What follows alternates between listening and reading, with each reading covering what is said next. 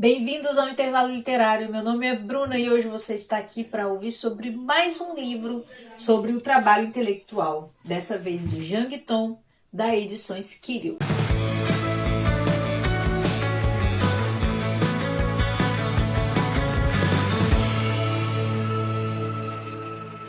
Esse livro foi publicado em 2018, tá? Baseado numa tradução do Raul de Carvalho e M.S. Lourenço, da edição Logos. E pelo que eu pesquisei, ele foi publicado pela primeira vez em 1951. E esse não é, assim, mais um livro sobre o trabalho intelectual, porque eu já li alguns, né? Você pode procurar aqui. No canal tem alguns vídeos sobre vida intelectual. E esse é um livro, eu diria assim, um pouco mais leve. Ele tem um pouco daquele livro O Modo de Aprender, que também tem aqui. Tem bastante do Search Engines, porque até no início do livro ele vai falar que ele usou o livro do Search Engines, que é a vida intelectual também. E ele me lembrou um pouco todos esses livros por conta da praticidade do que ele ensina. Fora que tem algumas partes nesse livro que são relatos de coisas que estavam acontecendo com ele, de algumas experiências que ele teve com alunos, com falta de material. E tudo isso rendeu um grande livro, porque eu me diverti lendo, eu me animei de novo a ter a vida intelectual, a me organizar. Ele puxou a minha orelha em várias coisas e eu queria comentar com vocês alguns aspectos, né, da vida intelectual que podem ser amenizados, né, com a leitura desse livro aqui do Jean Guiton. Um desses aspectos, com certeza, é aquela vontade, né, de encher a casa de livros.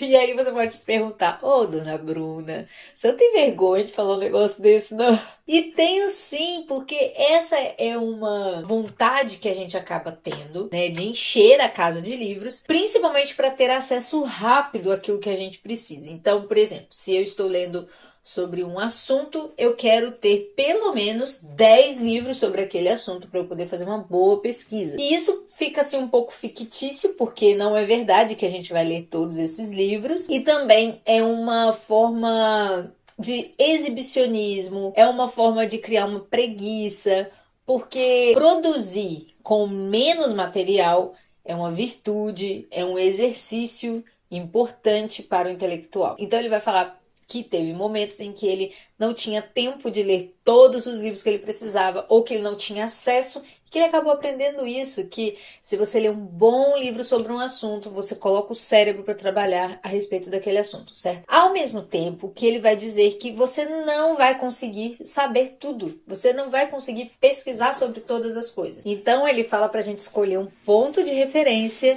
e desse ponto de referência conectar tudo aquilo que a gente vai aprendendo. Ele fala exatamente aqui, na página 38, ele vai falar assim: o maior peso da alma é não saber o que fazer. Então, quando você acha esse ponto de referência, essa convergência das suas virtudes, essa convergência da sua vocação, você vai partir da sua vocação para todos os outros assuntos. Geralmente quem está estudando, né, quem está na escola, quem está na faculdade, acaba tendo muita coisa para saber, muita coisa para estudar e esquece de encontrar esse ponto de referência. É por isso que é muito importante maturidade para a vida intelectual. Maturidade no sentido de que você precisa abrir mão da adolescência esvoaçante, digamos assim, né? Então você pode ser um adolescente maduro que começa o seu ensino médio, por exemplo, sabendo aonde você quer chegar e aí conectar tudo aquilo que é apresentado na escola e buscar aquilo que não é apresentado. Então não é impossível. E na faculdade é a mesma coisa.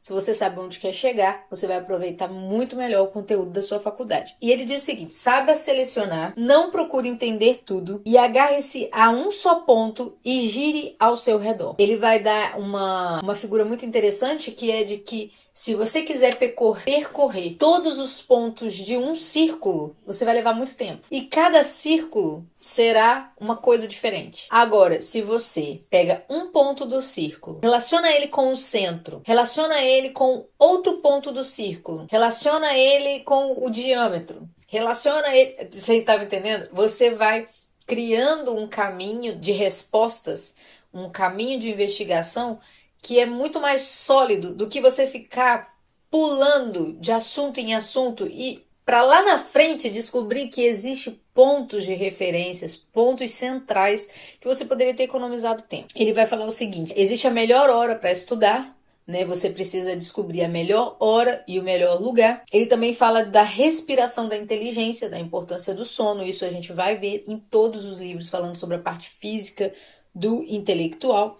E ele vai dizer o seguinte: existem duas formas de você trabalhar. Você pode moldar um material, você pode pegar uma coisa e fazer de novo, desfazer, né, para você poder ter um resultado, ou você pode descobrir a forma no mármore, que é a forma, né, de obrigar-se à perfeição, porque quando um escultor vai trabalhar com uma peça de mármore, ele só tem uma forma de terminar o trabalho dele, obrigando-se à perfeição. Ele não tem como colar o mármore depois, né? Aquilo que ele esculpir é aquilo que vai ser o produto final, certo? Aí ele vai dizer que existe um trabalho de retorno, né, de reavaliação do trabalho, que é muito importante, né? Ele diz o seguinte: para essa perfeição, releia suas notas, discernindo as que se referem ao mesmo assunto. Por exemplo, eu tenho, né, no meu fichário as minhas folhas de resenha, de anotações, e geralmente vai ficando, mas o certo é você pegar, reler, e de repente você descobre que tem mais uma linha de raciocínio nas suas notas, né, que você pode usar para um trabalho, para um texto, para uma resposta que você precisa dar. E aí vem a importância, né, da sua organização das suas leituras, organização das suas notas. O exagero das ideias faz com que o jovem não desenvolva bem suas produções. Então, a temperança também na quantidade de informação. Escolher uma ideia e desdobrá-la como um tecido completamente. O difícil na vida é decidir por uma prática simples que seja de aplicação cotidiana e depois permanecer nela durante meses. Então, por exemplo, um assunto que te pega, um assunto que te chama atenção, você ter a paciência de desdobrar aquele assunto e discernindo se esse assunto é um assunto realmente ligado à linha que você quer. Então, por exemplo, eu gosto muito da linha teológica, gosto muito da linha da educação, do feminismo. Essas coisas se complementam. Geralmente, elas vão acabar implicando nas mesmas leituras. E aí, de repente, eu vou ler sobre cirurgia cardíaca. Pra quê? Então, discernir essas coisas, e quando você discernir, você ter paciência para desdobrar aquele assunto. E ele vai dar aqui, a partir da página 74, uma explicação de como você deve trabalhar. Porque esse livro, ele se objetiva a ajudar aqueles que estão para entrar na faculdade. Por exemplo, quem está ali no cursinho, né, de pré-vestibular e tal, não era exatamente esse o modelo da época, mas se assemelha. E aí você precisa produzir um texto, você precisa guardar suas notas. E aí ele fala que você pode fazer na teoria do parágrafo o seguinte: primeiro você anuncia o que você vai dizer, depois você diz. E depois você diz o que disse. E eu achei muito interessante porque é mais ou menos uma boa forma de você fazer, né, aí uma redação. E o parágrafo dele não é só 5 linhas, 10 linhas. Pode ser aí 5 páginas, né? Ele chama de parágrafo, mas na verdade você tem liberdade aí para poder fazer suas notas do tamanho que você quiser. E ele vai falar do uso da ficha. Sobre o uso da ficha, eu recomendo você a procurar o canal 3 Vias. Eu vou deixar linkado aqui embaixo. Se eu não deixar, por favor, me lembrem, porque eu sempre esqueço. Mas aí eu vou tentar deixar linkado aqui embaixo o vídeo onde o Eduardo vai falar sobre notas, sobre não escrever no livro, sobre como preservar o livro. Então, por exemplo, esse livro é um livro que está preservado, porque eu não risquei nele. O máximo que eu fiz foi colar 2 notinhas aqui, 2 flags, na verdade, para eu poder lembrar de escrever, mas já escrevi, tá aqui, e aí eu posso, por exemplo, se eu der esse livro para alguém, as minhas notas serão suficientes para eu fazer essa resenha. Perante um livro de gênio, a primeira impressão produzida no espírito do verdadeiro leitor deveria resumir-se mais ou menos assim: sim, é belo, mas também é difícil. Gente, tem um vídeo aqui no meu canal que eu começo o vídeo falando isso, foi sobre esse livro aqui, ó. Quando eu resenhei esse livro, eu falei isso, que Lewis é muito bom, mas é muito difícil. E eu não tinha lido ainda o Jang Tong. Quando você pega um livro que é difícil, você não deve desistir dele. Mas só de você admirar e de você entender que está diante de um livro de gênio já é maravilhoso, né? Você ter esse sentimento em relação ao livro. Tem uma outra coisa que é muito importante na vida intelectual, que é a contenção do gênio, do orgulho literário, digamos assim. Que é quando você, olhando para o seu tempo, para o seu estado de vida, para aquilo que você consegue produzir bem, sem se matar, sem se atarefar demais, você controlar isso, né? Ele fala o seguinte: as vantagens da escrita, por exemplo, quando você escreve, ajuda na atenção. Então, quando eu tô lendo e a minha folha está aqui do lado e eu vou escrevendo, ela me chama a atenção, ela faz o meu cérebro respirar, ela vai e volta, né? Eu inspiro o livro e expiro o que eu escrevo. E aí isso fica bem orgânico, né? Isso funciona bem. Outra coisa que a escrita ajuda é quando é porque você expõe aquilo que você pensa. E aí você alivia a consciência, né? Você se consola daquela sensação de evanescência. Muitas pessoas me perguntam aqui no canal: Bruno, como é que você grava tudo que você lê? Eu não gravo, né? Eu não gravo tudo que tá no livro. Isso é impossível. E às vezes num capítulo muito longo ou num capítulo muito difícil, muito rico, você acaba tendo aquela sensação de que você tá lendo e tá saindo pelas orelhas aquilo que você tá lendo, né? Então quando você escreve, você diminui essa sensação, sabe? Você sabe que tá aqui, a sua memória fica mais tranquila e aí você pode seguir com a leitura. Alivia o peso do inefável e do inexprimível. Porque quando você está diante de uma coisa que te emociona, alguma coisa que te deixa muito nervoso, alguma coisa que chama a sua atenção de forma muito, assim, esplêndida, quando você escreve, aquilo é aliviado, né? Você consegue ler e entender melhor por que aquilo te causou aquela sensação. E a moderação, o pensar é ligeiro. Às vezes, né, lendo, nossa mente corre, e aí quando você vê, você nem tá lendo mais, você tá só prestando atenção na linha que o seu cérebro puxou. Então você exercita essa contenção, exercita esse controle, e o trabalho intelectual se torna um pouco menos cansativo, porque a nossa mente é muito mais rápida do que o livro, do que a nossa compreensão. Puxar essa cordinha de volta ajuda você a entender melhor o livro. Tem uma coisa interessante que ele vai falar quando ele vai explicar que ele gosta de fazer ditados nas aulas dele. Ditado é uma coisa que eu odiava, depois eu passei a gostar. Era um desafio que eu fazia comigo mesmo de acertar o ditado. Mas ele diz o seguinte, que existem momentos na vida intelectual que a gente não consegue mesmo produzir, nem ler, que a gente não consegue fazer nada. E aí ele fala que quando o professor dita pontos, por exemplo, dita textos inteiros para os alunos escreverem, os alunos vão exercitar uma outra forma de atenção e isso alivia tanto o professor quanto o aluno. E nessa forma do aluno escrever, ele pode introjetar esse conteúdo de forma diferente, que talvez funcione muito melhor para alguns alunos, né?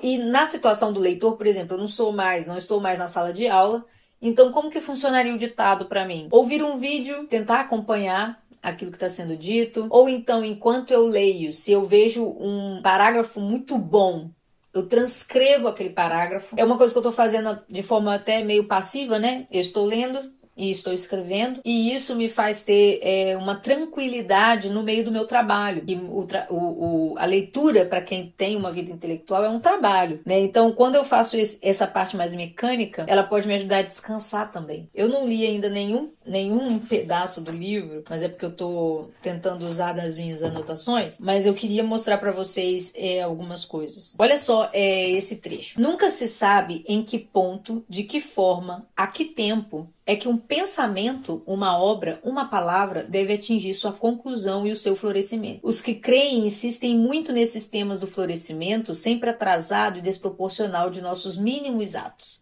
Consideram cada um deles como a radícula de um pequeno arbusto escondido na terra e que não crescerá senão depois desta vida. Essa ideia faz sentido mesmo para aquele que não pode estabelecer uma tal relação com a eternidade e que tem que se contentar com a imagem do eterno, que é o mistério do futuro. Não sabemos quando e como germinará o grão de pólen que é o meu presente. Qual será o futuro dessa palavra que pronuncio, desse gesto que faço? Um amigo que nunca descartava nada de sua correspondência, que classificava tudo mesmo insignificante, assim respondeu à crítica que lhe fiz. Como saberemos?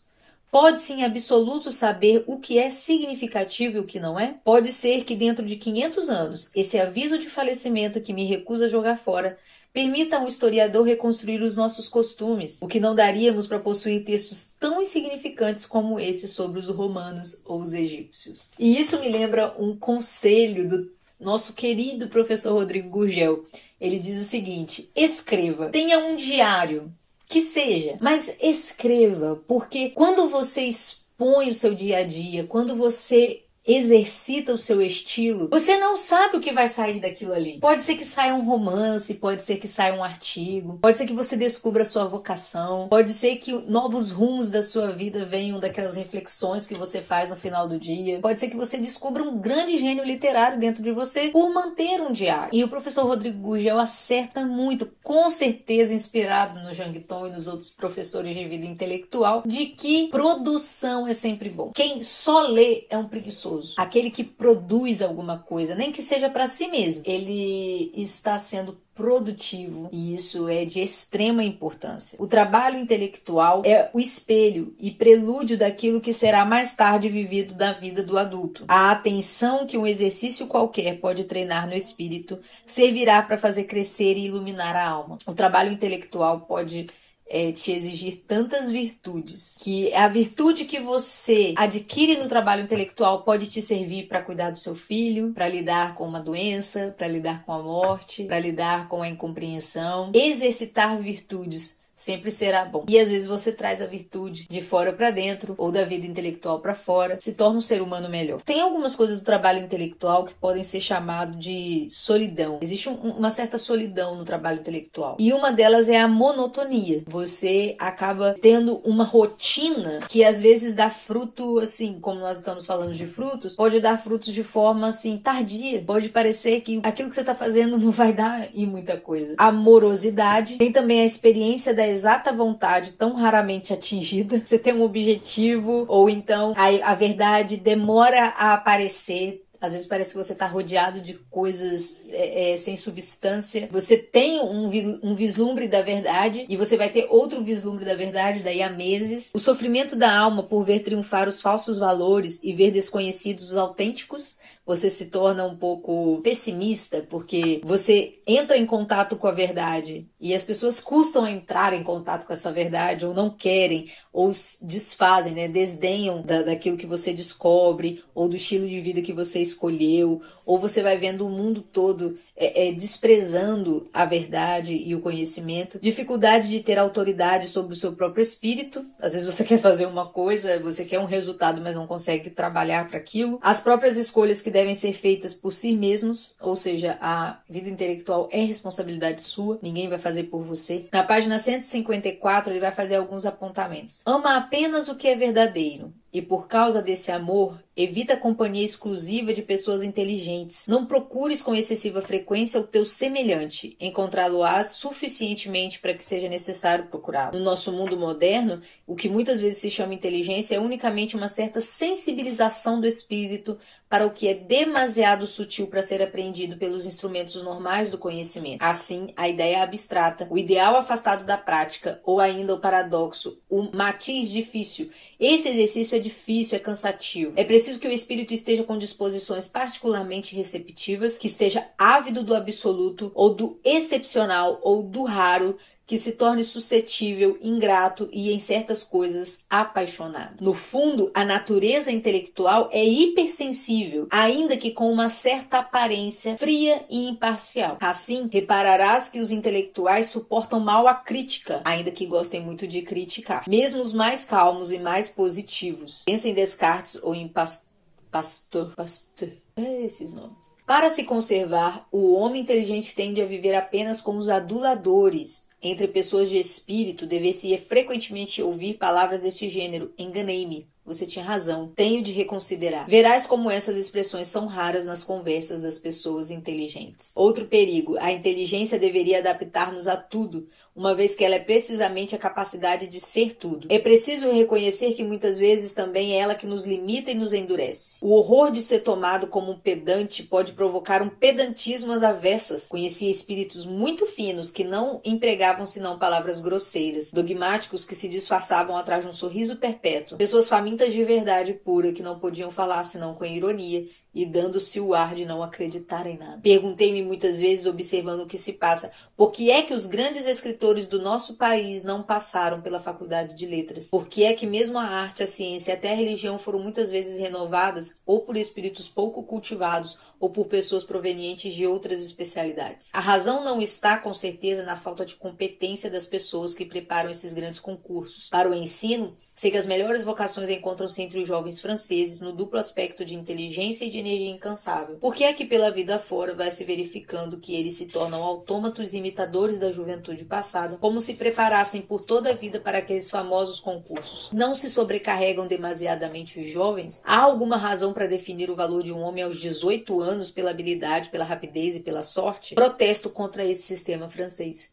que se apodera dos mais belos jovens, que ao mesmo tempo que lhes promete a terra, esgota-os, que impede muitas vezes a alegria de criar formas e até de apreciar bem aquelas já descobertas por outros. Como esse livro, como eu disse, ele foi escrito para jovens que vão entrar na faculdade, o que ele pretende é dizer que existe uma forma melhor de aproveitar o tempo de estudo. Ou seja, como ler, como escrever, como se dedicar ao trabalho, como tirar folgas e como não se sobrecarregar, mesmo que o sistema peça essa sobrecarga. Por isso esse final. Foi maravilhoso ler esse livro, ao mesmo tempo que eu me sinto frustrada por nossa juventude, pela minha adolescência, ter passado tão longe desse ideal. Então esse não é um livro para ser lido apenas por adultos ou por pessoas que querem ter uma vida intelectual, mas é para se ler para os filhos, de alguma forma mostrar isso aos nossos pequenos. Aqueles que estão entrando no ensino médio, por exemplo, seria essencial ler esse livro, seria maravilhoso, você imagina bem. Eu fico até sonhando. Então eu espero que vocês tenham gostado dessa resenha. O link para comprar vai estar aqui embaixo. Comprando qualquer produto por esse link me ajuda muito. E também me ajuda a pagar o Neto que faz o meu irmão que faz aí a edição dos vídeos. Também me anima, com certeza, saber que vocês estão vendo. Comentem aqui embaixo. Deixe o seu like, deixe sua pergunta, deixe sua crítica. E a gente se vê no próximo vídeo. Um abraço e até mais. Deixa o seu joinha, inscreve no canal.